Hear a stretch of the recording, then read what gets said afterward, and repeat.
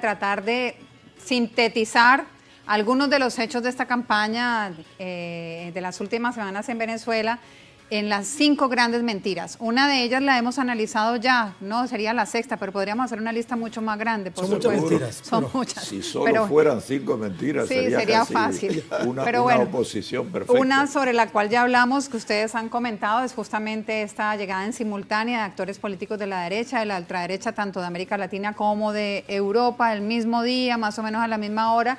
Y en términos periodísticos, aquí nosotros 3 que somos periodistas y Cristian entiende bien el trabajo de los medios, es un día en el que generalmente no hay tanta noticia, entonces tienen una oportunidad de llenar los titulares. Pero no tuvieron suerte porque se inauguraban los Juegos Olímpicos. Así es. Opacó que además fue mentísimo, profesor. Pero sobre los Juegos hacemos otro programa.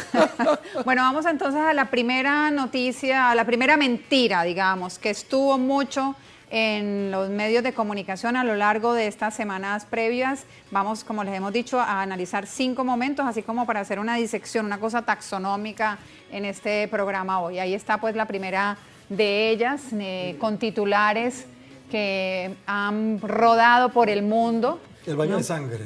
Exacto, una que fue como un gran titular sobre el cual además se pronunciaron distintas personalidades en el mundo, que terminó siendo una descontextualización de una idea en un discurso del presidente candidato Nicolás Maduro, el tema del baño de sangre, como decía Luis Guillermo. Profe, vamos a hablar de esa en particular, que tuvo mucha presencia real y digital. Que sigue teniendo. En la prensa aún esta mañana había alusiones a esta expresión. El presidente se refería concretamente a lo siguiente: si la oposición gana, tiene un programa que es un programa de tal brutalidad social, es un programa que va a pasar por la privatización de PDVSA, que va a pasar por la privatización de la salud, de la educación. Es un programa muy brutal que inevitablemente va a suscitar una reacción social natural, como la que suscita Milei actualmente en Argentina. Y que frente a eso,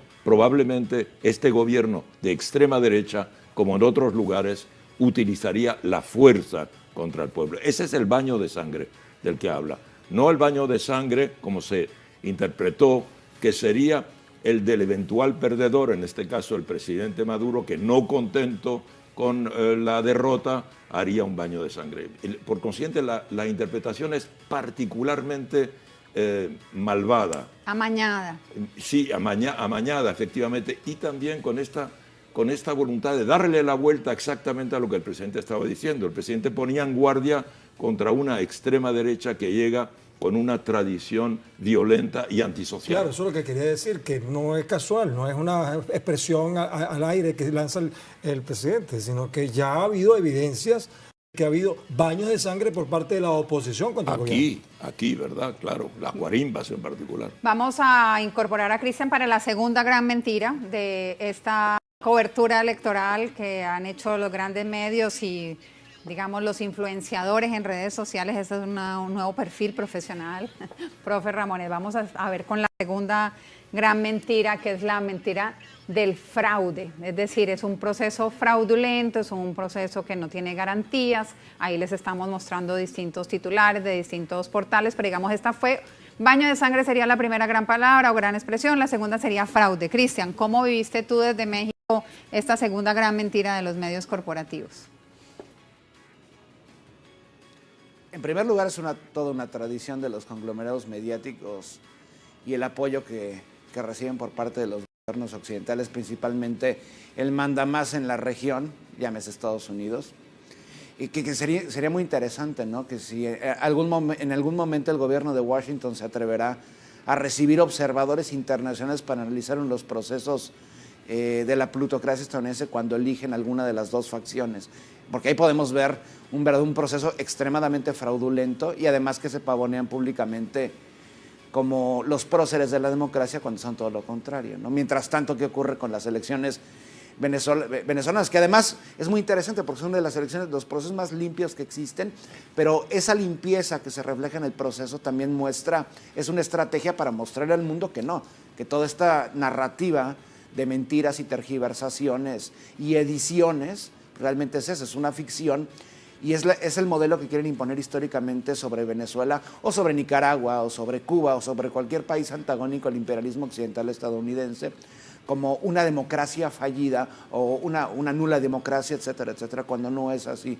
O sea, realmente, tanto en el proceso antes, durante y posteriormente, el proceso se cuida justamente para hacer eso, porque tampoco les vas a dar herramientas y armas a los medios occidentales o a los gobiernos injerencistas para que engrosen su narrativa en contra de Venezuela. Ya es suficiente ha tenido el pueblo venezolano por instancia de estos sujetos como para seguir soportando esto, ¿no? Entonces, es muy importante aclarar que sí, el proceso es extremadamente limpio, incluso en cuestiones de auditorías a las máquinas, es un proceso de avanzada y que rompe los estándares incluso para el contexto de los epicentros occidentales de la llamada democracia, ¿no?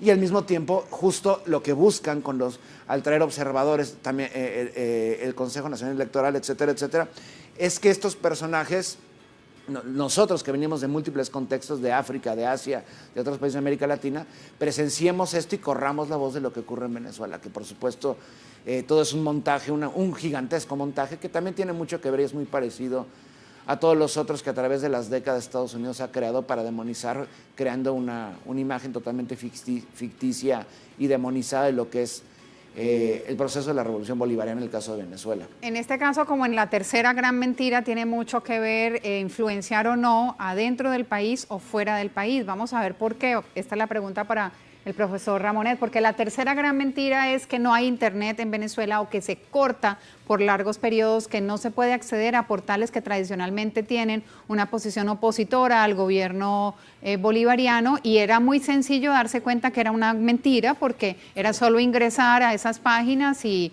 bueno, ver que estaban online. Incluso dijeron que estaban bloqueando esas páginas, el gobierno. Y se habló de hacerle a los venezolanos un regalo de unas VPNs para poder tener unas salidas propias a internet. O sea, con el internet ha habido una mentira. Ahora, la pregunta de esto, profe Ramonet, es ¿qué tanto de las mentiras buscan realmente es impactar fuera de Venezuela? Porque el que está aquí en territorio venezolano la puede ver con mucha claridad que es un bulo, pues que no es cierto. El concepto que ellos tratan de instalar es que en Venezuela no hay democracia, ¿verdad? Una de las características de una no democracia es que no hay libertad de prensa, ¿verdad? Y ellos parten del principio y reafirman y repiten e instalan en el relato sobre la descripción de lo que es Venezuela, la revolución en particular chavista, es la idea de que aquí todos los medios tradicionales, prensa, radio, televisión, están controlados por el Estado. La reacción de cualquier ciudadano hoy en el mundo cuando se le dice eso es, bueno, eso no es ser una dictadura, porque aunque un Estado, un gobierno haga eso, los ciudadanos disponen hoy de las redes, disponen de Internet, pueden ir a buscar información fuera del país, esto es universal. Esta mentira trata de tapar ese argumento. Hoy día este gobierno malévolo en Venezuela ha conseguido también prohibir los medios de las redes, los medios de Internet, la capacidad del ciudadano de escapar a la presión de la supresión de la libertad de prensa y encontrar mecanismos de huida. Una especie es como una utopía en realidad. Es un concepto completamente futurista de un Estado tan dictatorial que incluso es capaz de suprimir Internet completamente. Hay una cuarta mentira que la va a contar seguramente Patricia, pero antes de esa, hablando de la dictadura, es una dictadura donde dicen que hay dictaduras están compitiendo en una elección, participan, hacen campaña en la calle, salen por todas partes diciendo. Entonces es curioso, ¿no? Una dictadura con esas características. Por eso también quienes han vivido verdaderas dictaduras siempre están contrastando con la realidad venezolana. Claro, y esto entronca con lo que decíamos antes, con el fraude, ¿verdad? Porque fraude también quiere decir, hay elecciones, pero no pueden ser elecciones democráticas, porque el fraude es específico de este sistema. Entonces, hay fraude, no hay libertad de prensa, obviamente el ciudadano está completamente dominado y manipulado por un poder perverso. Uno de los elementos de la desinformación tiene que ver con la polarización de la información, con no mostrar matices. Esta, digamos, que es el elemento central de esta cuarta mentira, que es tomar declaraciones de distintas personalidades del mundo, en este caso ni siquiera personalidades opuestas políticamente, sino cercanas, con quienes se han compartido grandes luchas en el continente, y ponerlas en contra del proceso electoral, del líder del gran polo patriótico y candidato en este proceso electoral, y un poco como en coloquial diríamos, profe Ramonet, Cristian, sembrar cizaña con gobiernos cercanos, con movimientos cercanos a la revolución bolivariana. Digamos que ese elemento nos gustaría también encontrar en ustedes alguna reflexión, porque bueno, al final estas cosas también le permiten a uno vacunarse contra las mentiras. Cristian, te escuchamos. Con respecto a la anterior mentira, vaya, imagínense el nivel de dictadura que la oposición en este caso le puede desear la muerte a miembros del gobierno públicamente y no hace nada contra ellos. O sea, imagínense una dictadura de ese tipo, ¿no? Si fuese una dictadura sería la peor dictadura, pero no lo es. Es un país, una democracia popular en construcción que sigue resistiendo las atrocidades del imperio y esta política, esta narrativa totalmente ficticia en su contra, ¿no? Ahora bien, creo que ante la falta de elementos para convertirse en una oposición fuerte y la falta de un discurso coherente, pues obviamente le apuestan a dividir y vencer, tanto internamente en suelo venezolano, pero también en el exterior, concretamente en América Latina, buscando fracturar los lazos que la revolución bolivariana ha construido en los últimos 25 años. Por supuesto, y lo acaban de mencionar, de hecho, y es muy interesante.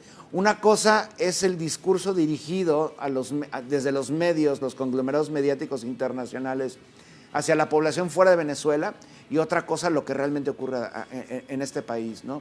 Un país que, lo repito, se ha modificado sustancialmente en los últimos... Yo diría que desde la última vez que estuve aquí fue hace 3 años. En ese momento, además un momento extremadamente difícil porque la coyuntura, de hecho, también tenemos que hablar del COVID, ¿no? Y ahora estamos viendo un despegue de la sociedad venezolana que comienza a recuperarse y que incluso los índices económicos para una sociedad como esta que ha sufrido tanto son bastante altos para el continente y va a nivel mundial, ¿no? Entonces lo que hacen estos grupos desde el poder, no nada más desde los medios, sino también incluso desde la academia, la academia más reaccionaria y más burguesa, es justamente tratar de fracturar los lazos con los países tradicionalmente cercanos o amigos del gobierno bolivariano de Venezuela, o grupos o personas que no pertenecen a ningún grupo, pero que tradicionalmente admiran el proceso que ha ocurrido desde los años del comandante Chávez. Entonces es eso, divide o vencer, pero en este caso no lo han logrado hacer, creo yo, ¿no? Porque el pueblo bolivariano está muy seguro de sí mismo. Y de hecho creo que eso también, los observadores que vienen aquí no nada más vienen para presenciar el mismo acto de votar, ¿no? O lo que ocurre después. También es una especie de sondeo para ver lo que ocurre en las calles. Y si alguien recorre las calles de Venezuela, no sé, de las ciudades de Valencia, de Caracas, de Mérida, de Maracaibo, etcétera, etcétera, puede ver una actitud distinta en la gente de hace 3 o 4 años.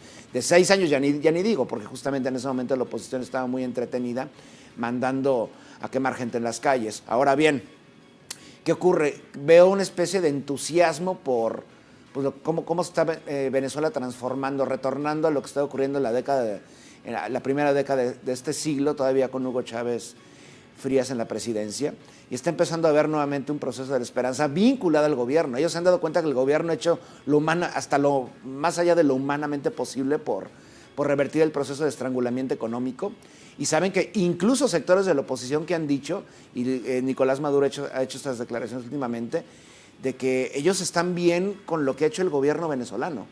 ¿Por qué? Pues porque ha devuelto paulatinamente la tranquilidad a los hogares venezolanos. Por supuesto, es un proceso muy largo porque es una economía asediada durante una década tratando de prácticamente estrangular al pueblo venezolano, pero que paulatinamente se va a lograr. ¿Qué les queda? Pues la mentira y tratar de dividir y vencer a la población en Venezuela o también en el exterior, a la gente que admira o está vinculada al proceso de revolución democrática en este país.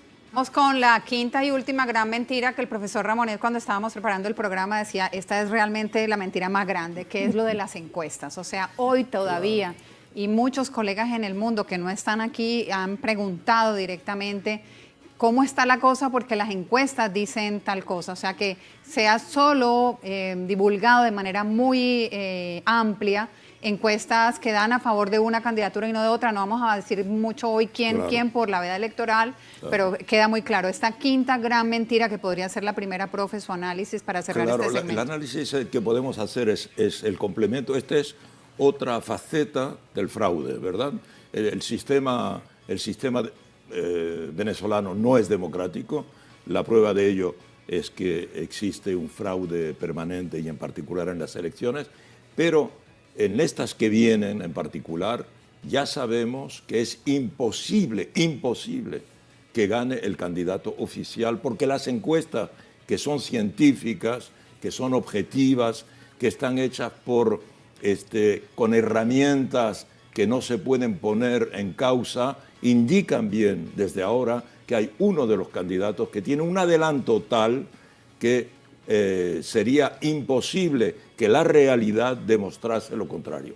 Si la noche del domingo 28 se dice lo contrario de lo que dicen las encuestas, es la prueba de lo que decíamos antes, que hay fraude y que siempre se hace fraude. Profesor, lo que pasa ahí entonces es que las encuestas ya no buscan la opinión de la gente, sino que fijan la opinión que la gente debe crearse. Absolutamente, es una de las funciones de las encuestas. es la de crear vencedor y de crear un movimiento de arrastre hacia el vencedor. Evidentemente, ese es uno de los peligros de las encuestas. Las encuestas falsean la elección. Manipulan. No, la falsean. O sea, científicamente, porque el elector que sabe ya quién va a ganar, evidentemente tiene tendencia, si no tiene una idea clara, tiene tendencia a ir al vencedor. Yo quisiera añadir, para completar lo que ha dicho Cristian, sobre la pregunta anterior, ¿verdad? Correcto, sobre la mentira de los sobre de integrar a unos presidentes progresistas, aquí se ha mostrado Lula, Alberto Fernández, Boric. Esta construcción narrativa, ¿qué pretende? Pretende lo siguiente. Ojo, en Venezuela no es solo una confrontación derecha-izquierda, no es solo como se podría interpretar una confrontación derecha-izquierda. No, este gobierno del presidente Maduro tiene tales características tan criticables que incluso dirigentes de izquierda, digamos, moderados, frecuentables, etcétera, lo critican. Entonces, es una manera de ampliar el espectro de la crítica internacional. No solo la derecha, la ultraderecha, como lo hemos visto hoy con la presencia de todos estos expresidentes y diputados que han venido de Europa o de otros lugares de América Latina, sino que incluso una parte de la izquierda con líderes reconocidos, y claro, y una parte de la izquierda europea, son críticos con este sistema. Entonces, evidentemente, esta construcción narrativa amplía el espectro de la crítica del sistema venezolano. Es un libro con varios capítulos. Cristian, muchas gracias, buenas noches, un abrazo, esperamos tenerte en el marco de nuestro operativo durante estas próximas horas.